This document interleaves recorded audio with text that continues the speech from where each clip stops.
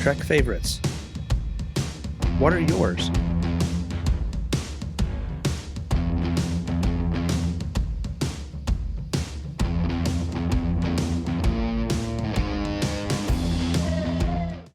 Welcome to Trek Favorites. I'm Chuck Joyner, and this is the show where you get to hear from my tech friends and my Trek friends about some of their favorite episodes of Star Trek. It can be Star Trek the original series, it can be Star Trek the animated series, it can be any of the Star Trek series. What's important is that the episode that they choose is important to them. We don't usually do a whole lot of recaps or anything like that. We point you in our show notes to the episode summary in Memory Alpha if you need a reminder, but sooner or later you'll recognize the episode if you're a fan of the show at all and what we're talking about.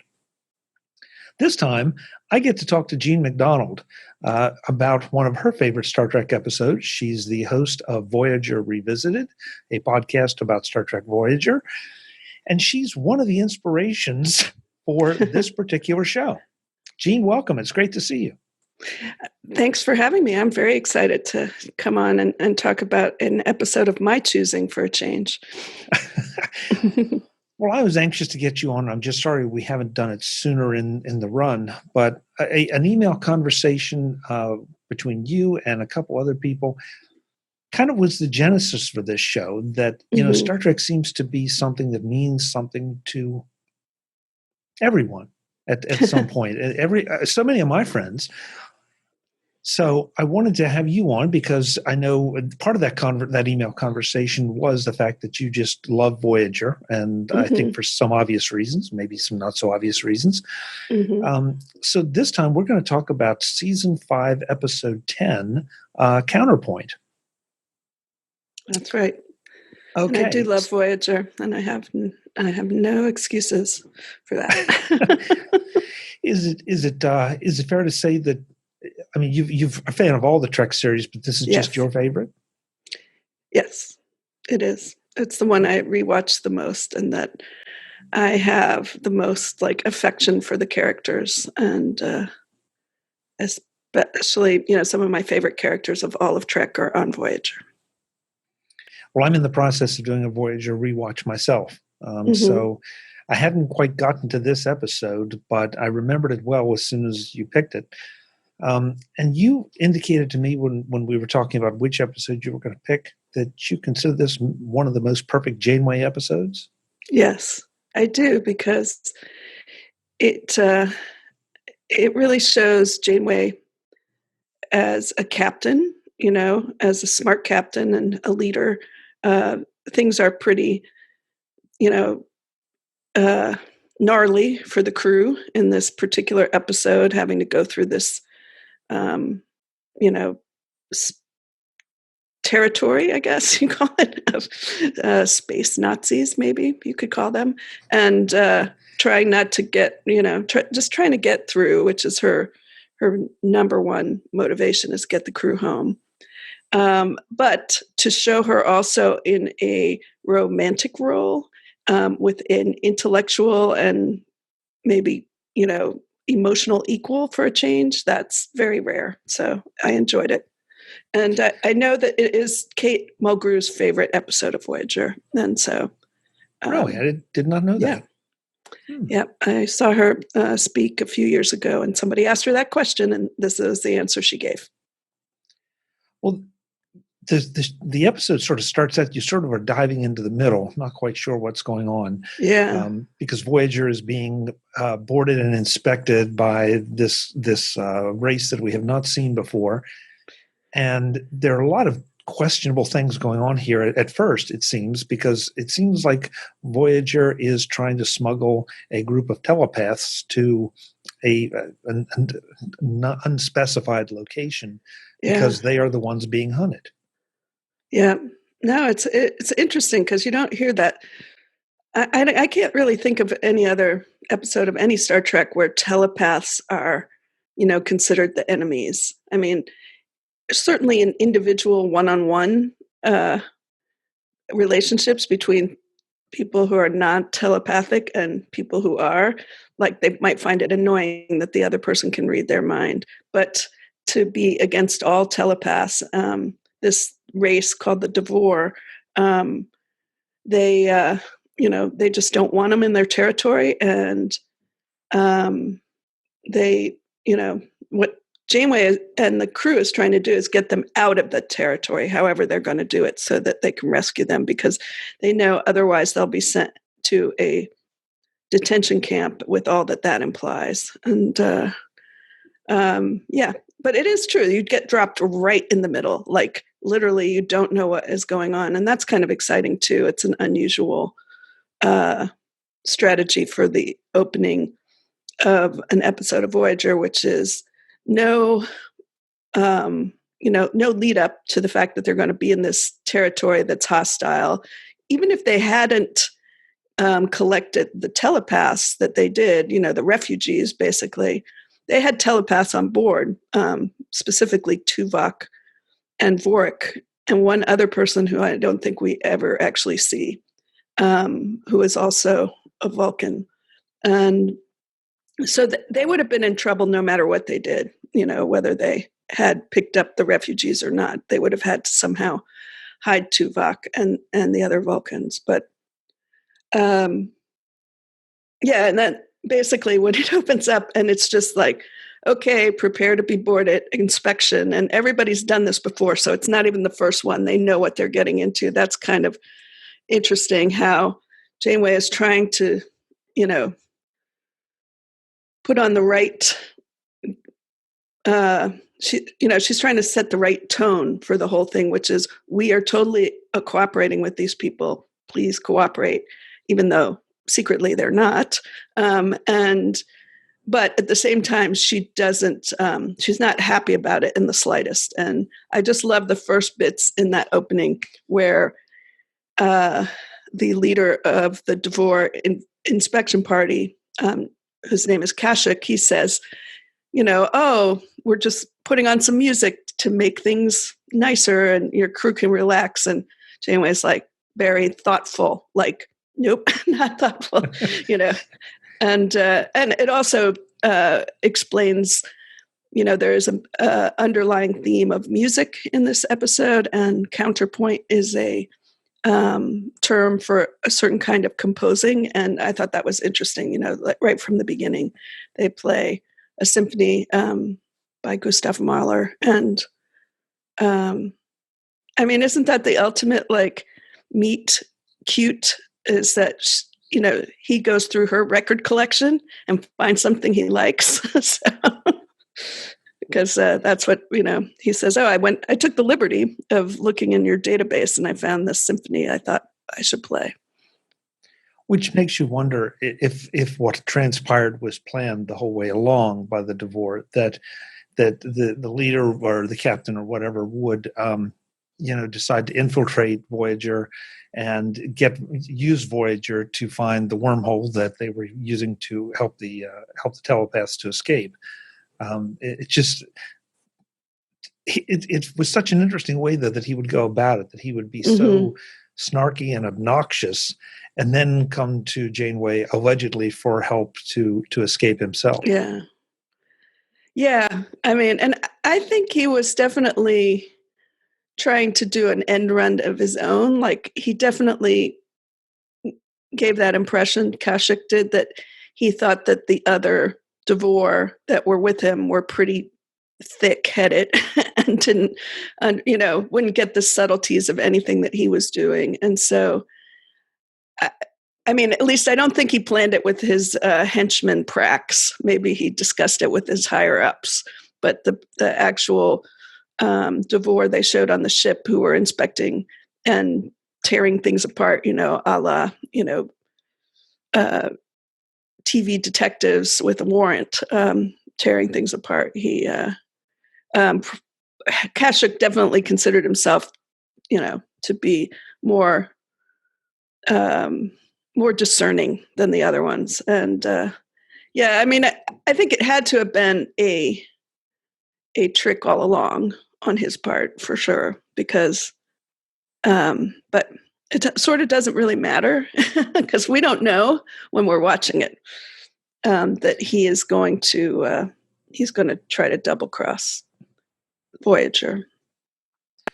And the other thing too, though, and we're jumping around in the episode, but hey, this many years go later, watch it. Not too worried about It's good. But the fact that at the very end, after Janeway, kind of bluffs him out, that he tells Prax, no, we're just going to forget this ever happened, basically, because it's not going to look good on my record or your record. So, right. That implies certainly that the whole motivation here was to make himself look good, maybe get promoted or whatever. And instead he was outsmarted by Janeway. Yes, he was. He was totally outsmarted by Janeway. And I definitely remember the first time I watched this wondering, oh no, what are they going to do now? And I had no sense at all that they had it totally in hand, which they did. They had worked out a counter, strategy to being double-crossed and triple-crossed. They triple-crossed the Devore by saying, oh, yeah, we don't have those telepaths anymore. And by the way, that wormhole, they've already gone through it. And we put vegetables in the teleportation buffer. So the way the guy says vegetables, it's like, I guess he doesn't like vegetables. Yeah, well, and you bring up an interesting point, because in the first part of the show, we find out that Tuvok and the other Vulcan and all the telepaths were basically hiding in the transporter buffer. Yeah. And then, of course, the Doctor comes up with the fact that, hey, you can't continue to do that, and you can't do it for very long, or there's going to be major consequences here for the health of the transportees, I guess. So they have to find another solution. Yeah, that was interesting, too. I also can't remember another episode of Star Trek in any series where they hide people in the transporter buffer. Like sometimes they recover people from the transporter buffer and they didn't know that they could, but actually hiding them, because there's really nowhere to hide on the ship. And, they're lucky. They have 7 of 9, who is probably the best poker player in all of Voyager, because you can't bluff a Borg. You can be bluffed by a Borg because they're not going to give anything away. They have that total deadpan way of delivering things. And so 7 was very involved in that, and Harry, of course. And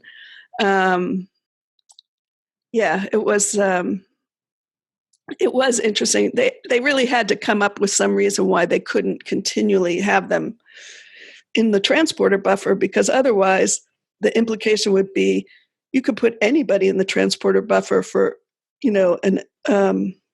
an unspecified length of time, maybe beyond their lifetime. It's a way of like saving people, almost like cryogenics, to keep people for the future. And that would just be weird. So I think they definitely, the writers had to have some reason why they had to stop using that strategy at some point.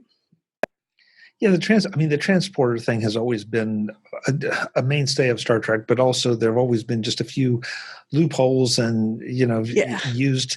Scotty stayed in the transporter buffer for a while, but he was, the master engineer himself jury-rigged it so it would work. And I guess Barclay, there were the episode where he thought he was suffering from transporter psychosis, and it ended up being, people stuck in the transporter. But yeah, you're right. It's a brilliant way to do it, but you have to be careful, I guess, how many times you use it or how you use it. So, Jean, you brought up Janeway, the romantic side of Janeway, and I'm curious to see what you think. Was she really? Did she play along with his attempted seduction, or was she genuinely involved? Well, I think she was genuinely involved with caveats, which is like she knew she couldn't trust him 100%. She barely met him. She didn't know him that well. But when she said she would keep Voyager near the wormhole so he could escape as well and escape with them and come along on Voyager, I think that was sincere. Because if he were to do that, that would show he was more interested in the relationship and in, by leaving his race behind And so she could kind of put that out there without worrying that there'd be no reason for an evil Kashyyyk to go, on with Voyager into other realms. So I think it was, it's always funny when you rewatch something. Like I had remembered it being like slightly more involved, this romance, but it is really mostly a very deft flirtation between the two of them. Well, some of it's not especially deft, but most of it is like, most of it is, it's just the way that Janeway talks. That Kate Mulgrew does the acting, and her guest star as well. They are playing a little bit of a game, and you don't get to see that very often on Voyager. And I think the last time on the show prior to this that she had a relationship, it was with a hologram. And she actually went into the computer and jiggered the hologram's matrix so that he would be more her type. And it was, so that's not really romance. That's something else. No, we're not going to go there because I'm afraid of what the label might be. Yeah, I watched it. I watched some of those scenes, especially toward the end, a couple times, and there is the implication, and of course, look, I get it. It's TV, and you only have so much time to to develop this. But they're working together to try to find the wormhole, to try to find solutions, and you could see the two of them. At least it appeared trying to get closer together, and like anybody does when you go through a tough time or a tough project or whatever, there is a relationship that develops. Mm-hmm. Not always necessarily romantic. He took it. He seemed to take it in that way. Janeway seemed to accept it, but then at the end you find out that he was not genuine, and she was smart enough to be cautious. Yeah. I like that little scene. It's one of those stock bits in a romance. Usually, is somebody dropping somebody else off at their door, and this moment where it's like, hey, are you going to come in? I could make you some whatever. And she says, no, and he's the one trying to lure her into his quarters and saying he could probably make something passable on the replicator. And she's like, nope, you can't. I had your replicator, disabled because, of course, he's like, oh yeah, I guess you thought I might have tried to make a weapon. It's like, no, duh, buddy. That of course, we don't give replicators to people who are under, security surveillance for that reason. Yeah, I still was. I mean, he indicated that it was a game at the end. Well played. Yeah. Right. I'm still kind of surprised, though, something questionable on his record or not, that he just basically let them go on their way. And look, again, I know it's TV, so you have to let things go for the next episode. Uh-huh. But it just, I don't know, that was just a little bit unsatisfying. Yeah. I mean, I suppose what could have happened is if Prax were smart, and he wasn't, so it doesn't really matter, but he would have said, no, you're going, I'm turning you in, and I'm going to take your place because you conspired with the enemy without any, coordination with the rest of us. And so Kashyyyk going to detention camp might have been satisfying, but I think they wrapped it up as neatly as they could to not change the whole tone of it, which was, up until that point, we hadn't seen anybody being tortured or sent to jail. It was only threatened. Well, I assume that, and you have to make certain assumptions that eventually Voyager must have gone and followed the refugees through the wormhole to get the shuttles back. And, you'd think. Yeah, I don't know. They seem to be able to replicate those shuttles on a regular basis. So. Yeah, that's true too. I don't know. The one hole that I found, and maybe you can plug it for me, because that's why I'm assuming that Voyager went to recover the shuttles, is Tuvok. Tuvok still would have been a telepath and would have shown up on the security scans. So it felt like he almost had to be on board one of the shuttles. And maybe I felt that I was surprised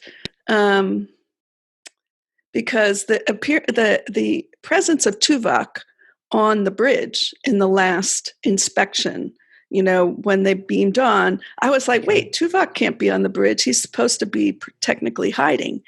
And he was there. That, was a pretty clear sign that maybe all was not the way they were, but it never came up. That I found that to be kind of frustrating. It's like there should have been a moment of like, wait a minute, you're Tuvok the Vulcan. We thought you were dead, or something like that. But that just doesn't happen. So, yeah, and that may be one of those things that something got left on the cutting room floor that would have explained that or made it clear. But and again, it's a TV show. If you watch Star Trek at all, for any number of years or episodes, better than to really pick apart the internal logic of the stories, because they very rarely totally hold together. And that's okay. Yeah. And that's probably true of TV generally, but Star Trek, it is one of the things that Star Trek fans like to do is talk about how did this happen? Or how was that person able to do this? And it's like, yeah, that's true. But it was still a good episode. That's. Oh yeah. I mean, you have to assume that there are certain limitations placed by the networks and by production and by cost and and time and all of those things. But that and as you said, you maybe a little bit if you really thought about it, but it did not take away from the fun of the episode. Of watching the tension of the Voyager crew, and watching them as we find out they're trying to be played. They end up being the one playing the Devore, and everybody walks away with Janeway being victorious. Yeah. No, and that's, as I said, it's a kind of a perfect Janeway episode because you do see her doing all this stuff very competently. You feel very confident in her ability to navigate this situation. And I definitely have friends, Star Trek fan friends, who maybe Voyager isn't their favorite series, but of all the captains they'd like to serve under, it would be Janeway, because she is so competent and very few of her people ever get killed. Yeah, well, they had to limit that a little bit because they're in the Delta Quadrant, and there aren't a lot of cast members to replace. But yeah, I agree with you. I think to go back in time and think about when this was made, it was a big deal to have a female captain. Yes, it was. And yet I think that after all this time, as I'm doing my rewatch, it holds up. I mean, Janeway holds up not as a token or just somebody that they stuck in there to satisfy something. She absolutely, and it's a tribute to Kate Mulgrew as an actress too. Exactly. I mean, that's one of the things I think about. People often refer to Picard, to Patrick Stewart as well. Of course, he was a great actor. He was, this British Shakespearean actor. He gave such gravitas to the role. Well, Kate Mulgrew was also a serious stage actress before she came to Star Trek.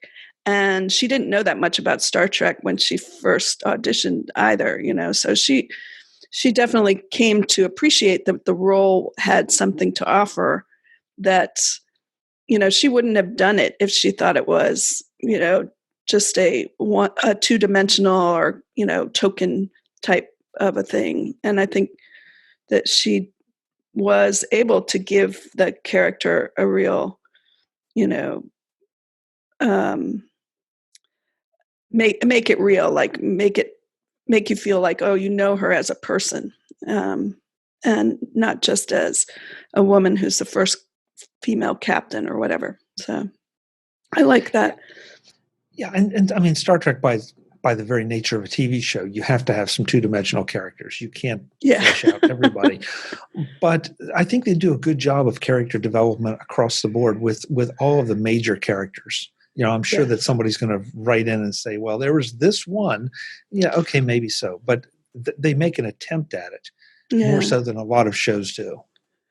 Yeah. I mean, my personal take on this is that people like that Star Trek Voyager got a bad rap in the day, during the years when it was on the air, that people found a lot of reasons to criticize it. But if you review those reasons, they really apply to all series of Star Trek. And I don't think it was as simple as, oh, it's a woman captain, I'm not going to watch. But let's face it, at least at the time, Star Trek fandom was overwhelmingly male. And, you had these captains who preceded Janeway who were, masculine, had a very masculine take, Kirk especially. So I have been frustrated with the people who I know like Star Trek, but always kind of roll their eyes when the subject of Voyager comes up. Because I'm like, you haven't actually watched the show. You're only going now by stuff that you like, maybe one or two episodes, and maybe you saw the wrong ones, but you haven't really watched it. Like any of these shows, once you watch the whole thing, you see the arc, as you refer to, and you learn to appreciate the characters and what's doing, and you care about the characters. And so I felt that people were criticizing it. People criticize it from a not very well-informed point of view. And that is what prompted me about, I don't know, I guess it's like 2 years ago now, but I worked on it for like a year and a half. I created a viewing guide for Star Trek Voyager. Every episode, it's a spreadsheet. It shows you, my take on it in, 20 words or less, but also whether I think it's worth watching. If you're going to watch the whole series, like, don't leave out certain episodes that even if they're not the best, they move the story along a certain way and you don't want to miss out on them. Whereas some of the episodes I say to skip, I'm only saying, well, skip them if you don't want to watch every episode, but it's still a good episode. It just doesn't contribute to the future, story arc. And so Counterpoint is definitely one that I put down as a yes, you should watch, because it's just such a good episode for Janeway. And because it is her favorite episode, Kate Mulgrew's, that if you're going to care about Voyager at all, you should watch this episode. But you could, from a storyline point of view, drop this one out and not miss anything going forward. It's definitely encapsulated a one-off, episodic show that doesn't come up again. There's no more Devore. There's no more romance between, Kashuks doesn't come back at the end or whatever, or come after Janeway. And that would be weird.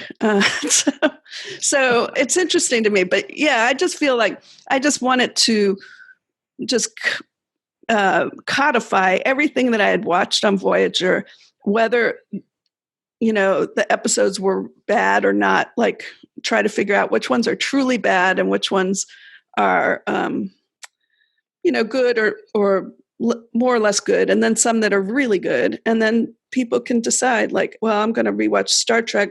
I don't want to watch all the Voyager episodes because there's 176 of them, but I'm going to watch these 99 or whatever I have now.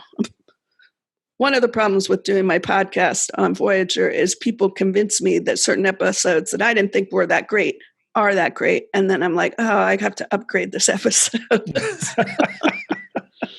Yeah. Well, that's sort of where Trek Favorites came from, because and this has happened multiple times, and I've talked about it multiple times on the show, that guests come on, they pick an episode, and I think, really? Okay, well, whatever. And then they explain why it means something.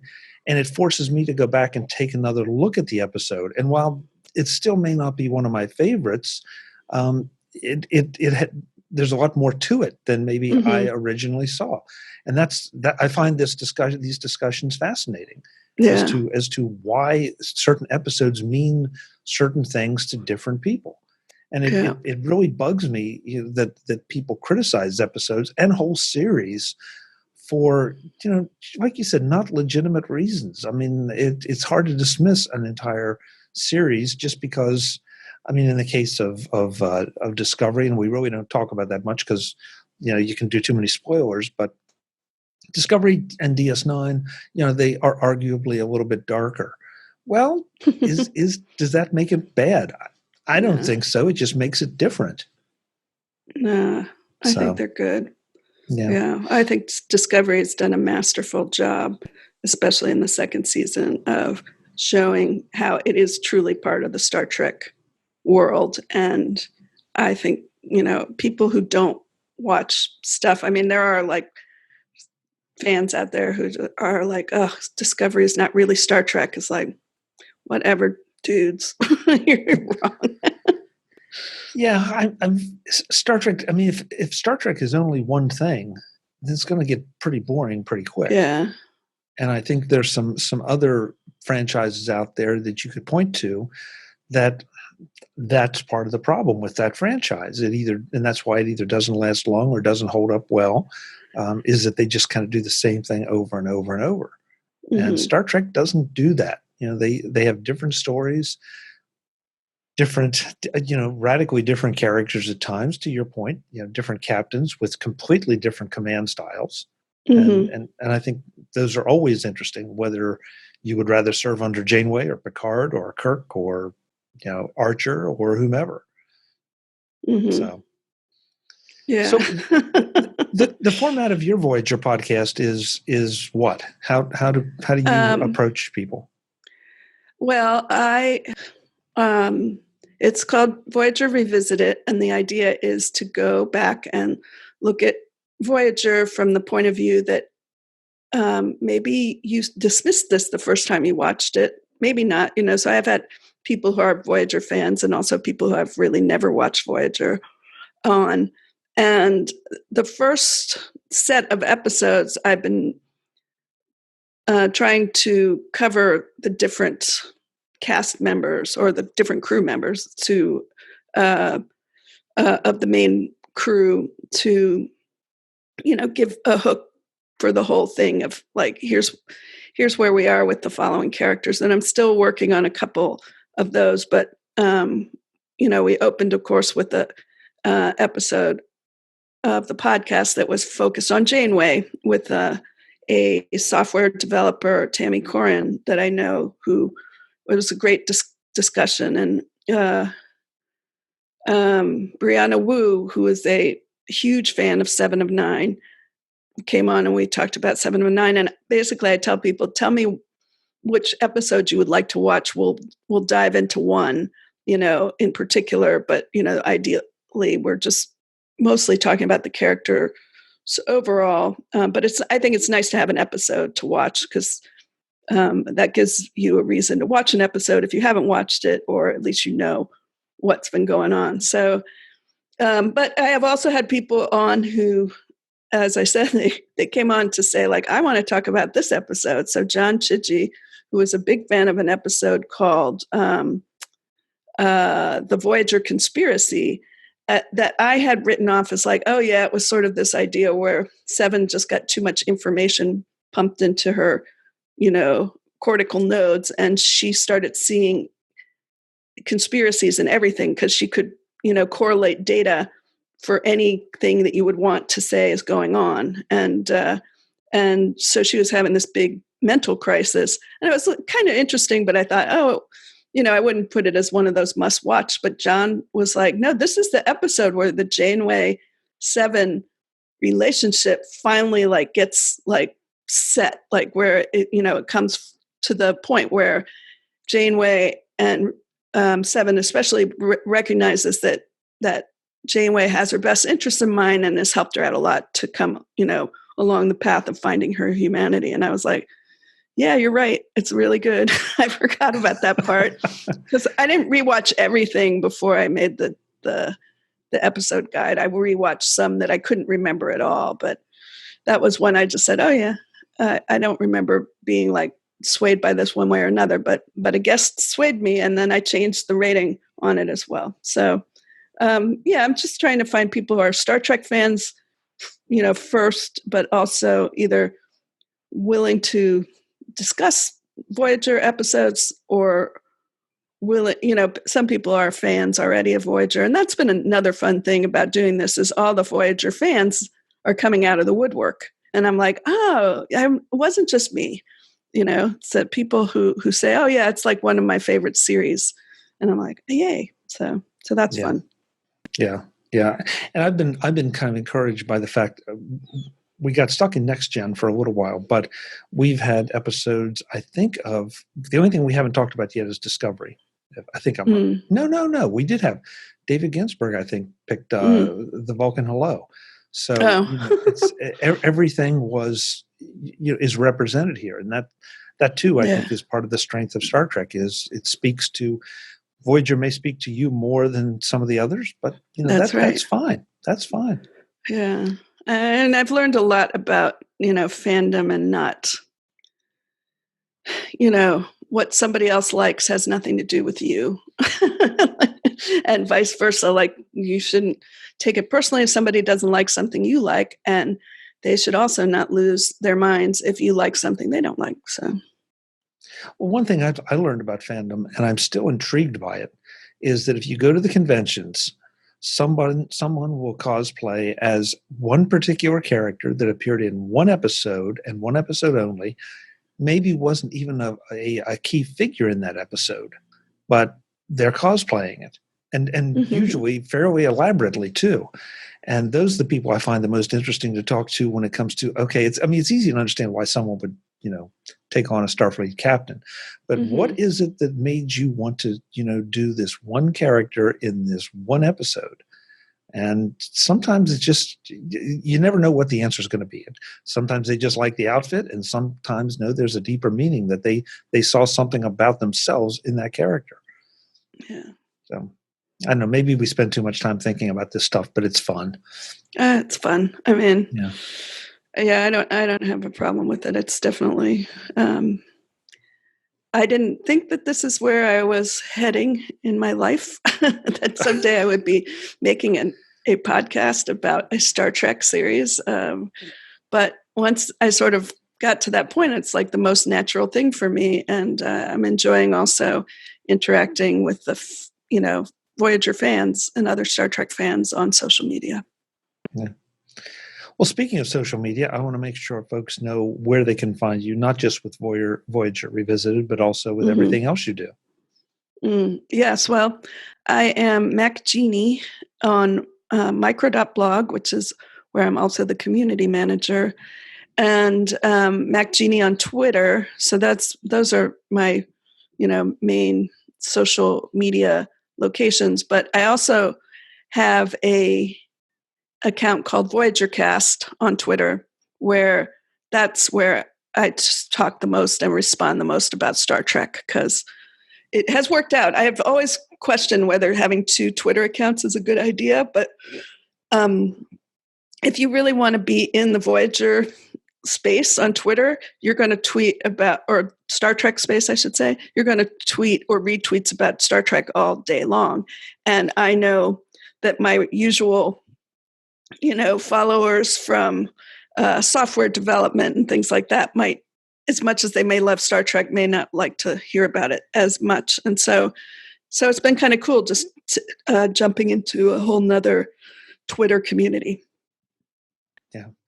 Yeah. And that's a whole discussion right there is, people write off social media because of one thing. And if you craft it properly, you can have those completely different segments on the same social media platform and with hardly any overlap, unless you want to create the overlap. So, but that's a show for another time. Gene, thank you so much. I was really anxious to get you on, not only as just one of the inspirational forces behind Trek Favorites, but also to see what your take was on a favorite Voyager episode, and you didn't disappoint. Yeah, an emphasis on a favorite, because it is hard to pick a favorite of many things, and certainly Voyager. I had other episodes that I thought were favorites, but I really felt like this is the one that it's not a two-parter, for one thing, and I figured I didn't want to make you watch 2 parts of something. And it's got a real, like, clear, character things you can talk about, and it does stand on its own. But I have started to try to make a list of my top 5, top 10 Voyager episodes. It's too hard. I mean, I made it, but I'm like, I don't feel like sharing this yet. I might change my mind. Well, once you're a little farther down the list, doesn't mean you have to be completed, but come back and talk about another episode. Yeah, I would love to. All right. We will get it done. We will get it done. Okay. Thank you, Gene. Great to see you. All right. Bye-bye. Folks, I'm Chuck Joyner. This is Trek Favorites. You can see the video version of this interview if you're an audio listener on our website and on our YouTube channel. And you can catch me on Twitter as @ChuckJoyner, but also as @TrekFavorites. And of course, we have a Facebook page as well. Until the next time, thanks for joining us. Visit TrekFavorites.com to access all our shows, watch the video versions on our YouTube channel, and connect with us on Twitter and Facebook as @TrekFavorites.